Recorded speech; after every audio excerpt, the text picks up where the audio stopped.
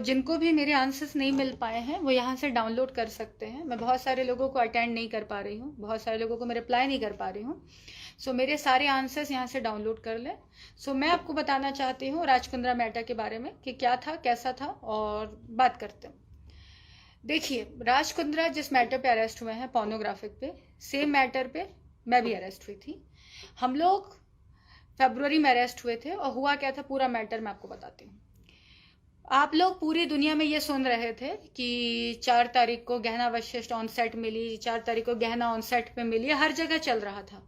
जबकि फैक्ट ये था कि 4 तारीख को मैं शूट पे थी ही नहीं। 4 तारीख को जिन लोगों को अरेस्ट किया गया उन लोगों को 5 तारीख को कोर्ट में खड़ा किया गया। वो रेड हैंडेड कॉट हुए थे, कौन थे वो लोग मुझे नहीं पता। उनको 5 तारीख को कोर्ट में खड़ा किया, मुझे नहीं किया। अगर मैं 4 तारीख को शूट पे होती तो मैं भी 5 तारीख को कोर्ट में होती। मुझे कोर्ट में खड़ा किया गया है ऑन 7th। मैं 7th को कोर्ट में थी।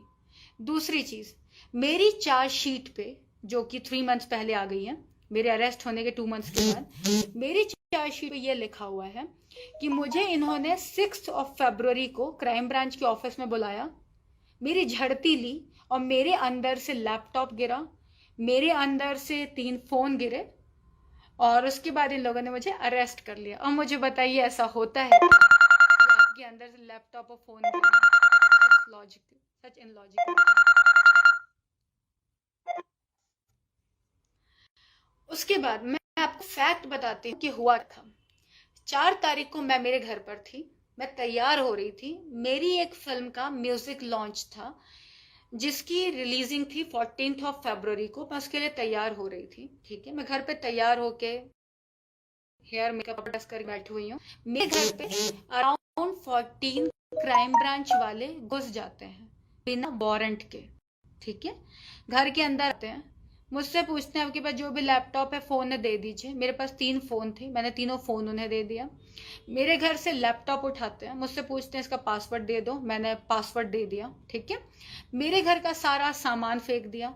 मेरे घर से काफी सारी ज्वेलरी गायब है, लेकिन चूंकि मैंने अपने आंखों से नहीं देखा तो मैं भी उस पर कुछ कह नहीं सकती। बट मेरे घर से पूरा एक बैग गायब है ज्वेलरी का, ठीक है।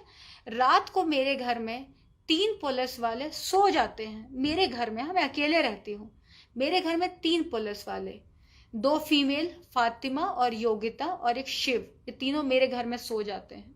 एंड बहुत बड़ा फ्लैट नहीं है मेरा, नॉर्मल फ्लैट है। 5 को सुबह सुबह मुझे क्राइम ब्रांच की ऑफिस लेके जाया जाता है। दिन भर वहां बैठा के रखते हैं, टाइम पास करते हैं, कुछ नहीं पूछा जाता।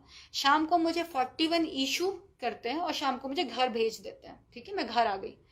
6 को मुझे फिर से बुलाया जाता है क्राइम ब्रांच की ऑफिस, 41 सेम इशू करते हैं। मैं दिन भर क्राइम ब्रांच के ऑफिस में होती हूँ। मैं बाहर भी जाती हूँ खाना खाने। अगर मैं गलत होती तो I would have taken anticipatory bell. मेरे पास 3 डेज थे, मैंने कोई एंटिसिपेटरी बेल नहीं ली, ठीक है। 6 को ऑल ऑफ सडन मेरे पास आते हैं, मुझसे साइन करवाते हैं पेपर। मुझसे कहते हैं आपके अगेंस्ट FIR साइन हो रहा है और कल आपको कोर्ट में खड़ा किया जाएगा। मुझे 6 की शाम को आज़ाद मैदान में, जो किला कोर्ट है, वहां ले जाया जाता है और 7 को मुझे कोर्ट में खड़ा कर दिया जाता है। मुझे कोई रिमांड एप्लीकेशन नहीं पढ़ाई जाती, मुझे कोई नहीं बताया जाता मेरे अगेंस्ट क्या सेक्शन डाला गया, कुछ नहीं बताया जाता। मुझे 7 को कोर्ट पे खड़ा कर देते हैं, मैं कोर्ट में रहती हूँ।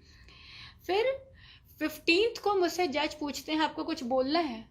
अगर मैं गलत होती तो मैं ये क्यों कहती कि मेरी PC बढ़ा दो, जबकि आप सबको पता होगा JC के बाद ही बेल होती है, अगर आपको थोड़ा सा भी नॉलेज है। बट फिर भी मैंने अपनी PC बढ़ाई क्योंकि मैं चाहती थी कि मैं बात करूं, मुझसे कोई पूछे।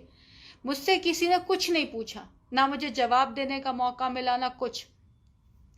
उसके बाद मुझे 2 दिन और रही मैं PC में, क्योंकि PC मैक्सिमम 14 डेज की होती है। उसके बाद मुझे बायकुला जेल में भेज दिया गया, जुडिशियल कस्टडी में। 17 को मैं बायकुला जेल पहुंचती हूँ। 18 की सुबह सुबह मालवानी की पुलिस आती है, मुझे अरेस्ट करती है और मुझे ले जाया जाता है। अच्छा, तब तक मुझे नहीं पता कि हुआ क्या है, क्या केस है, क्यों नहीं, कुछ नहीं, मुझे कोई एलिगेशन बताई नहीं जाती। मैं जाती हूँ, मुझे पता चलता है मुझ पर गैंग रेप लगा है, क्योंकि मैं तो जेल के अंदर थी, तो मुझे केस कैसे पता चलेगा, ना मुझे टीवी मिल रही थी ना कुछ। मैं वहां जाती हूँ और मुझे गैंग रेप का केस मुझ पे लगा रखा, ठीक है। मैं वहां पहुंचती हूँ, मुझे तब तक नहीं पता कि लड़की कौन है, क्योंकि जो विक्टिम होता है विक्टिम के नाम नहीं बताए जाते हैं। मुझे नहीं पता कौन से लड़की ने केस किया, क्या किया। फिर मैं 19 को कोर्ट में खड़ी की जाती हूँ, हॉलीडे कोर्ट में। खड़ा करने के बाद भी मुझे नहीं बताया गया कि कौन से लड़की का केस है। मैं वहाँ पुलिस स्टेशन पहुँचती हूँ, सर प्लीज़ मुझे उस लड़की से तो मिला दो, बता तो दो कि किस लड़की ने केस किया है। फिर अगले दिन वो लड़की आती है, शी हरसेल्फ हैज एक्सेप्टेड कि उसका कोई रेप नहीं हुआ है, क्योंकि ऑन सेट कभी रेप नहीं होता है। अगर किसी का रेप होगा, अगर होगा तो या तो बंद दरवाजों के पीछे होगा या कहीं होगा, ऑन सेट नहीं होता। 3-3 कैमरे होते हैं, क्रू होता है, काफी लोग होते हैं। फिर लड़की को मैं कहती हूँ सर एक काम करो, उसको मेडिकल के लिए भेजो अगर उसका रेप हुआ है तो।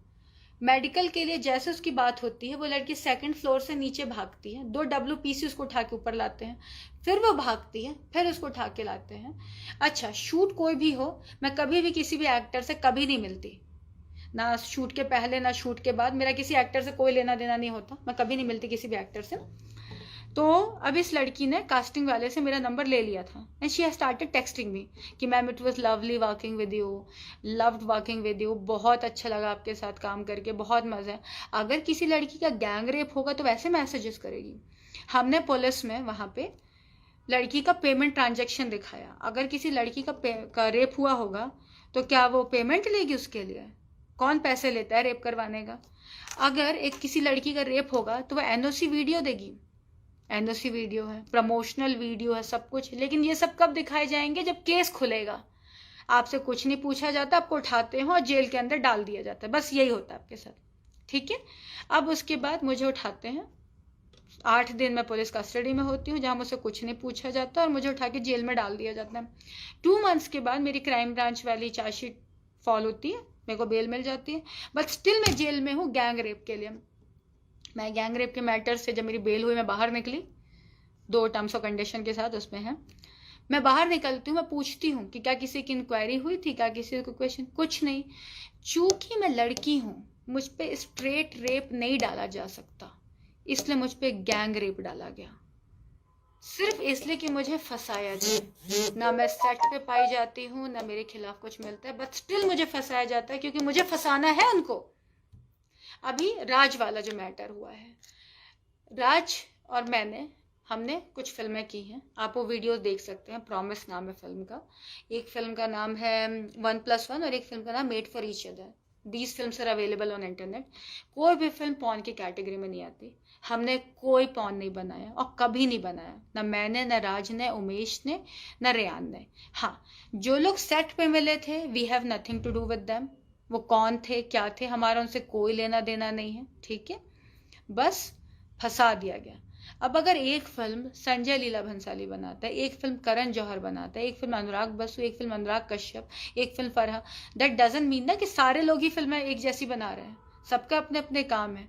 अगर कोई और बना रहा है फिर भी हमें फंसाया जा रहा है, तो अब सोचो किस लेवल पे चीजों को खराब किया जा रहा होगा।